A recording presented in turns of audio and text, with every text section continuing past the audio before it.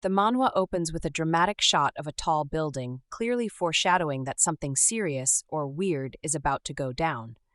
The main character turns to Dojun with a straight face and announces there's something she wants to try before she dies. Dojun, being either concerned or just really used to her energy, asks what now.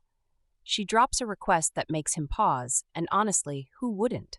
After some back and forth, filled with that classic mix of awkwardness and chemistry, the mood shifts. One thing leads to another, and somehow they go from heart to, well, very close quarters. It's all very dramatic, a little chaotic, and exactly the kind of start that makes you say, wait, what kind of story is this again? Right now, we see a sleek company building, because of course we do. Inside, Jung walks in with the energy of someone about to drop a bomb. She heads straight to the managing director's office and casually informs him that she's uploaded her resignation letter online. Just a normal Monday. Dojun, the director, is clearly not amused. He checks his computer, and there it is. A short and polite resignation note saying it's for personal reasons and asking for his permission to leave. He looks like he just bit into a lemon. In his head, or maybe he's talking to us, who knows anymore, he admits that if it were any other employee, he'd wave them off without a second thought. But this is Secretary Jung. She's not just good, she's that good. Best in the department, gold star reputation inside and out, basically the company's MVP with a keyboard. Dojun sits there, staring at the screen like it just personally betrayed him. He starts wondering how much effort the HR department put into guarding Jung from headhunters. Probably had security lasers and a moat. He's a picky boss, not easily impressed, but even he knows Jung is already treated like a legend in the business. So instead of approving her resignation, he offers her a 3-day vacation. Very generous. Jung, however, doesn't flinch. She calmly repeats that she just wants her resignation approved. Dojun blinks, then throws out a classic boss move. He offers a raise, starting this month like he's handing out candy. Deep down, though, he's offended. If this was about money, she could have at least asked for it the classy way, preferably with a spreadsheet and a respectful PowerPoint. Right then, Jung slams her hand on the desk, loud enough to make papers jump and the tension spike. She yells his title with all the frustration of someone who's had enough corporate nonsense for a lifetime. Dojun, now properly annoyed, snaps back, reminding her, like it's company policy, that even if she dies, she better do it on the clock. A true motivational speaker. Jung, hearing that, doesn't laugh like she used to. In the past, she would have rolled her eyes, maybe chuckled and moved on. But today, no. Today, something's different, and she's not in the mood to play along anymore. In the flashback, Jung sits in the hospital waiting room, nervously checking the clock like it owes her something. When the doctor comes out, she asks if the results are ready. His face is the kind that makes you want to run, not a good sign. He tells her it's serious and asks her to come into the treatment room first. Inside, he pulls up her X-ray on the screen, stares at it like it personally insulted him, and says they'll need to do a biopsy to be sure. Then comes the part no one wants to hear. He's really sorry, but it looks like lung cancer. Jung's eyes go wide, like the word just broke the universe. She blurts out that she's still in her 20s and doesn't even smoke. The doctor gently explains that smoking isn't the only cause, but honestly, that's not much comfort when your world's just flipped upside down. The doctor goes on, explaining that these days, more people in their 20s are being diagnosed, so it's not exactly rare anymore, which honestly isn't the kind of fun fact anyone wants to hear right now. Jung tries to stay hopeful, asking if it's true that cancer can be treated if it's caught early. Maybe she can get better. The doctor looks at her with that careful expression doctors use when they're about to crush your soul gently. He tells her it's already stage 4. Recovery's unlikely. At this point, the goal isn't curing, it's buying time and managing the pain with chemotherapy.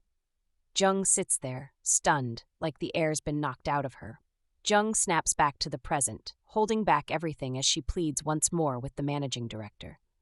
But Dojun, now completely out of patience, snaps and tells her if she's just going to repeat herself, she should leave and come back after her vacation. Her eyes start to water, but she doesn't say another word.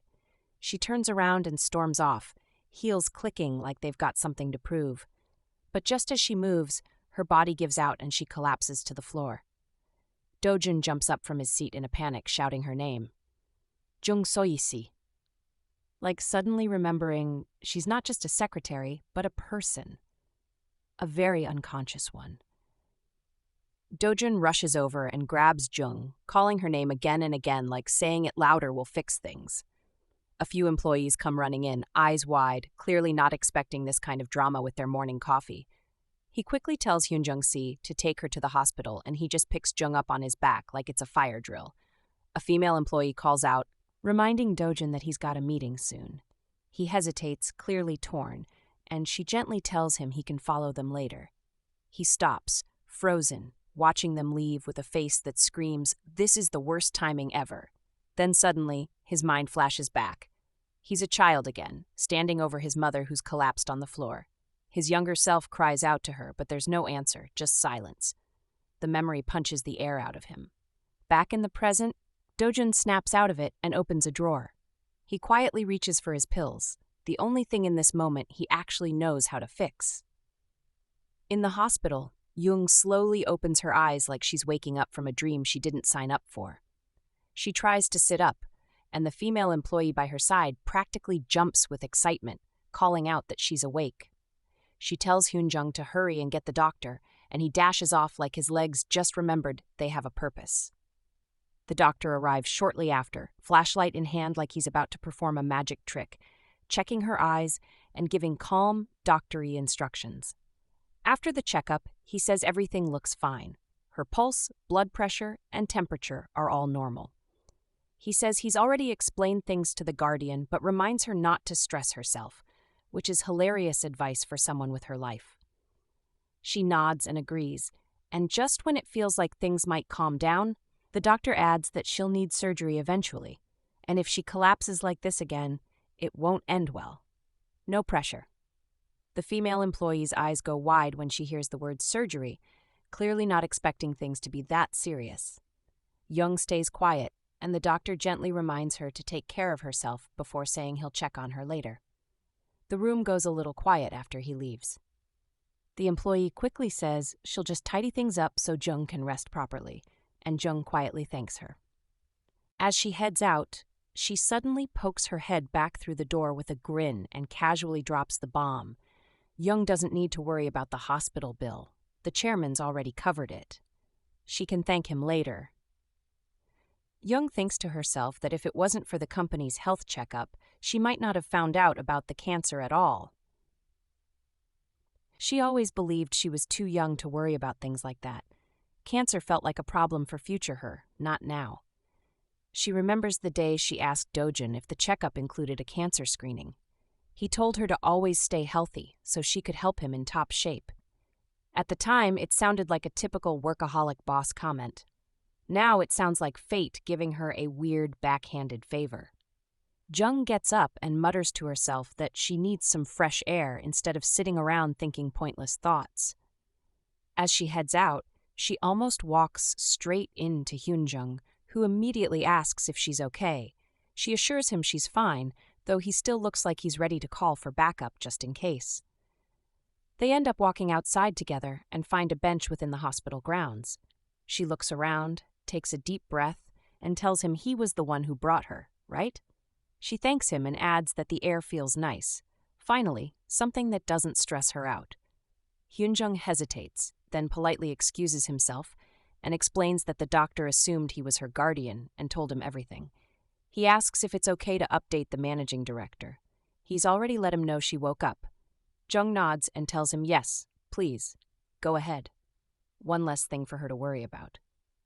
Jung quietly thinks to herself that all she wants is to disappear without causing a scene. Sure, she's close to some people at work, but it's all professional, nothing deep.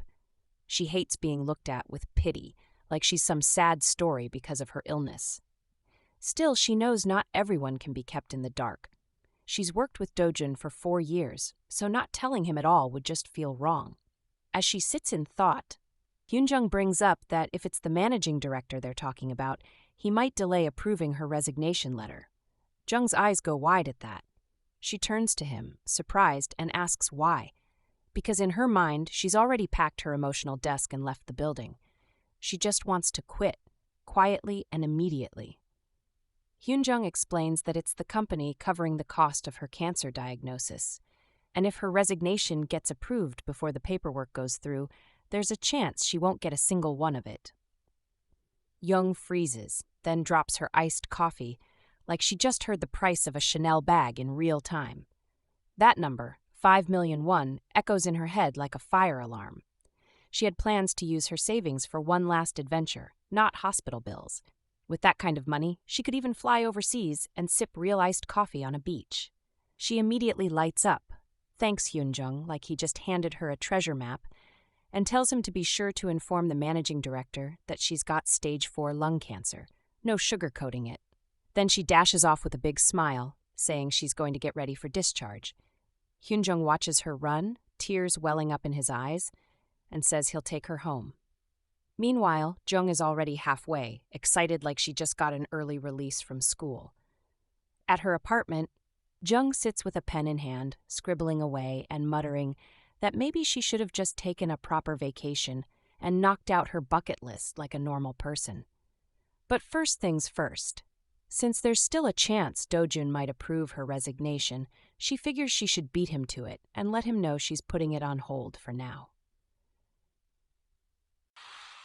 She flips open his schedule like a seasoned pro, scanning it while her bucket list sits nearby, glaring at her like an unfinished to-do list. She taps her chin, checks the time, and decides she can swing by the office and catch him around 1 p.m. Then her eyes fall on the last line of her bucket list. Bold and dramatic. Date a really cool guy. She sighs and shrugs, mumbling something about how it wouldn't hurt to aim high on her way out. The next morning, Jung wakes up, grabs her phone, and sees it's just 7:30. Plenty of time before her planned 1 p.m. showdown. She stretches, thinking she might even squeeze in breakfast and a little dramatic mirror pep talk. Just then, her phone rings. It's Dojun. Her heart jumps. She wonders if something exploded at work, or worse, if he's found her secret stash of snacks in the office fridge. She answers, ready for corporate chaos, but he simply asks if she's home. She says yes and braces herself. He calmly tells her to come outside. He's right in front of her place. Her brain short-circuits. Did she hear that right? She throws on a sweat jacket in a daze, still mumbling to herself that there's no way he's actually standing outside. But curiosity wins, and she heads for the door, halfway expecting it to be a prank or a dream with bad cell reception. Jung steps outside and nearly trips over her own feet when she sees Dojun casually leaning against a bright, shiny Lamborghini parked right outside her apartment. The neighbors aren't subtle. People are peeking from windows, murmuring like they're watching a celebrity drama unfold. One guy whispers it's the first time he's seen a Lambo in real life. Another wonders who in the world owns a car like that around here. Jung, trying to stay composed, asks how he got here and if there's something urgent she needs to do. Dojun says it's nothing serious. He just wants to talk and asks if she has a moment. She agrees but suggests they go somewhere else. She climbs into the car, trying not to look too impressed by the leather seats. They drive to a quieter area and Jung stares out the window, thinking maybe it's because rush hour has passed. There aren't many people around. Still, she can't shake the feeling that this day is going to be anything but normal. Jung starts to wonder why Dojun's so quiet. Should she be the one to break the silence? Just as she's about to open her mouth, he clears his throat like he's about to give a speech. There's a pause, then out comes something totally unexpected. An apology. Jung stares at him like he's grown a second head. Did she hear that right? Dojun apologizing? He says he heard everything from Hyunjung and admits he made a mistake, not knowing about her health. Jung's stunned, but decides to speak up too. She tells him she wants to cancel her resignation letter. But before she can even finish, Dojun practically yells, "No," like the company might collapse without her. He fumbles for his phone, says it's all a mistake, she doesn't have to do anything, and he'll approve the letter right now, completely misunderstanding what she meant. Jung just sits there, wondering how things spiraled so fast while Dojun is already in full crisis mode. Jung screams, saying no, she really wants to get back to work. Dojun immediately apologizes again, realizing his mistake. She then brings up the cancer diagnosis fee and explains that she actually wants to keep working to cover the cost. He pauses, remembering the conversation. Jung wonders if she's being too pushy, but he reassures her, saying it's fine. He tells her to prepare the documents and submit them, promising that the payment will be handled. She thanks him, secretly thinking to herself that she can now go on that trip abroad she's been dreaming of. Dojun asks if there's anything else she wants, telling her that since they're already talking, she should just go ahead and ask. He promises he'll do anything. Young thinks to herself if she can really tell him everything. Finally, she asks if she can continue working until the project is finished. She understands the concern about quitting midway, but she wants to work hard. She believes that only when the project ends well will she truly feel at ease. Then she'll be able to rest comfortably. Dojun is shocked by her request, but she quickly corrects herself, saying it's not the rest he might be thinking of. She means resting at home. Dojun sighs with relief and says he'll be grateful if that's the case, asking if she'll be fine. Our girl tells him it's fine, maybe because it's lung cancer. She doesn't have trouble moving around normally. The only issue is that she gets cold sometimes. Dojun asks again if there's anything else, and she quickly smiles, saying she'd like to stay at the affiliated hotel suite for one night. She wonders if the discount for executives is bigger than the employee discount. Dojun tells her she can reserve a room for free using his name until she leaves, or honestly, she can stay there as long as she likes. She happily agrees, saying of course. That's one of the things she wants to do before she dies. He agrees, saying she can go ahead and make the reservation now. Young happily thanks him, holding her phone as she says she won't refuse and will make the reservation right away. She thinks to herself that she has to hurry before he changes his mind. Dojun then adds that if there's anything else she needs help with, she should just ask. He says it's a fitting reward for all the hard work she's done. She can think of it as part of her severance pay. And of course, the company will also give her a lot of money. Jung then asks, teasingly, what he'll do if she wants something excessive. She proceeds to say that she wants to try dating. Dojun is in shock to hear this. Dojun blinks and repeats the word, dating? Jung nods and says yes, she thinks it's unfair. She's never dated because she's always been too busy working. He's surprised and asks what she's been doing that kept her from dating. She says that back in college, she was busy earning money for tuition and living expenses, and after graduating, she went straight into preparing for work. From that point on, it's been job applications, interviews, and once she got the job, it's been nothing but work. Weekdays, weekends, morning to night, all spent chasing after him like some corporate sidekick. She slaps her hand on the chair and says that's exactly why, just once, she wants to fall in love. Then she pleads for him to introduce her to a good guy, someone decent, preferably employed, alive, and with working lungs. Dojun asks what kind of guy she wants to date, if she has any requirements. Young thinks to herself that she hasn't really planned it out. She just wants someone cool. She starts listing her dream man. He has to be handsome and cool. That's top priority. Then tall, polite, kind, and with plenty of free time, not the type who replies busy every 5 minutes. Dojun bursts into laughter, and she glares at him, telling him not to laugh. This might be her first and last chance at love. He quickly says he understands and asks if there's more. She adds that she wants her boyfriend to help her complete her bucket list, and Dojun raises a brow, asking if that's all. Jung looks surprised and tells him to hold on, but he casually repeats some of the qualities she just listed. She starts wondering if he's mocking her or if he really has that many model citizens in his contact list. She asks what he means. Does he actually know someone like that? Dojun nods without hesitation. She tells him it's not that easy. People like that don't just grow on trees. But he just smiles and says it doesn't have to be exact. What matters most is that the guy can help with her bucket list. She agrees, then quickly adds that no matter how the relationship goes, it won't last more than a year anyway. So when it's time to break up, She wants someone who won't cry in the rain or send long texts at midnight. Dojun sums it up. She wants someone who can let go without turning into a drama character. She nods, admitting that kind of breakup is probably harder than dating itself.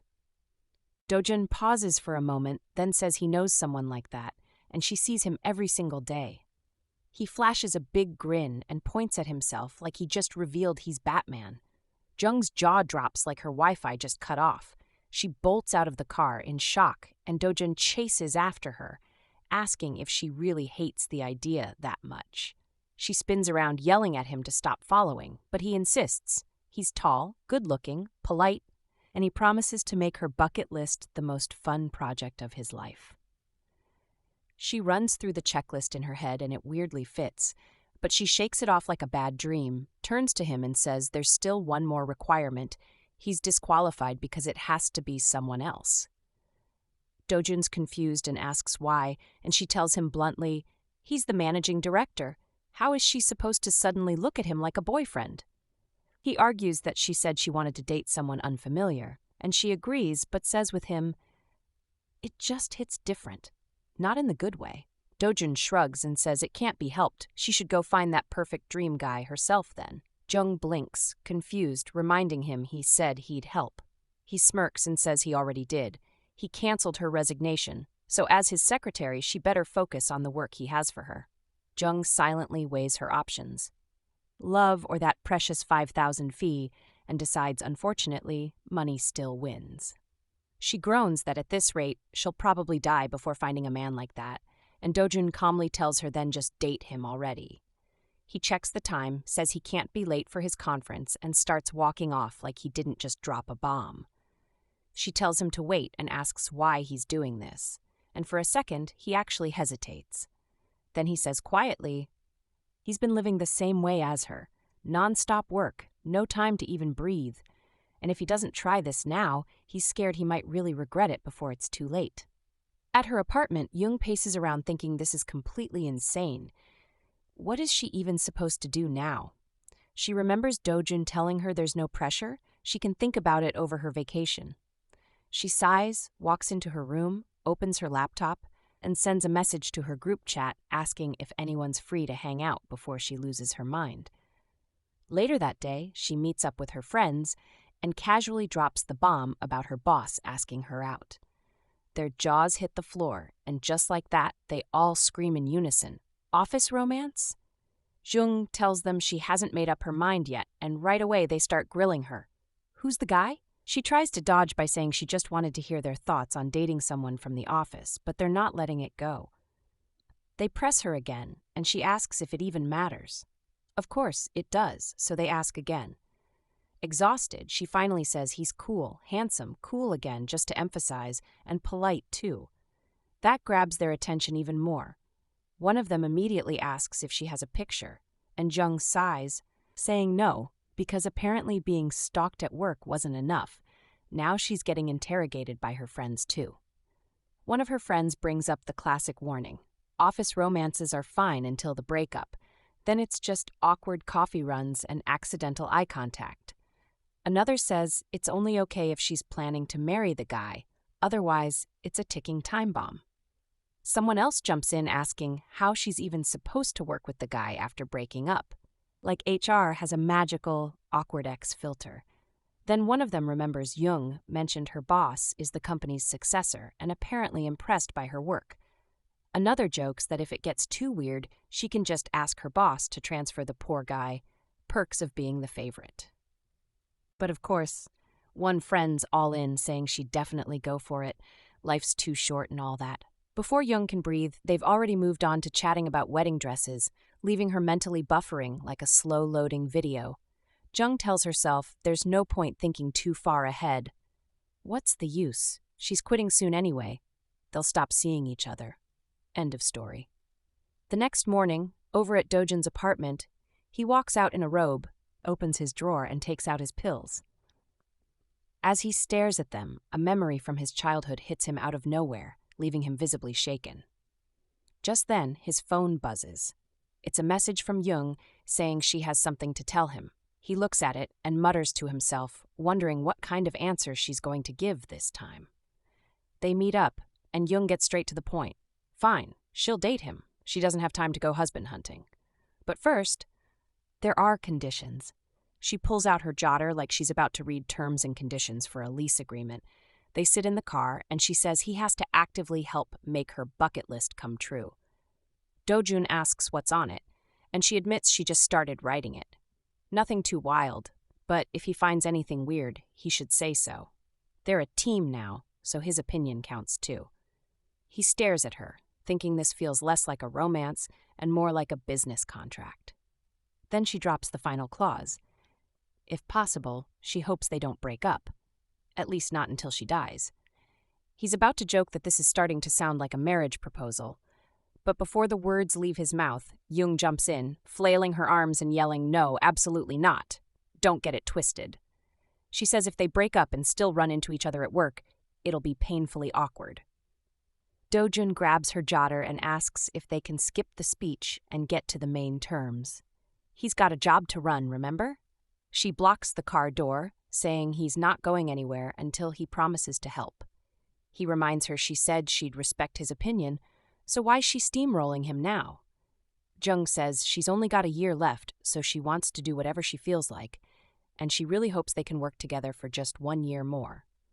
He stares at her for a moment, then quietly calls her name and asks, half serious and half teasing, if part of that includes being physically close too.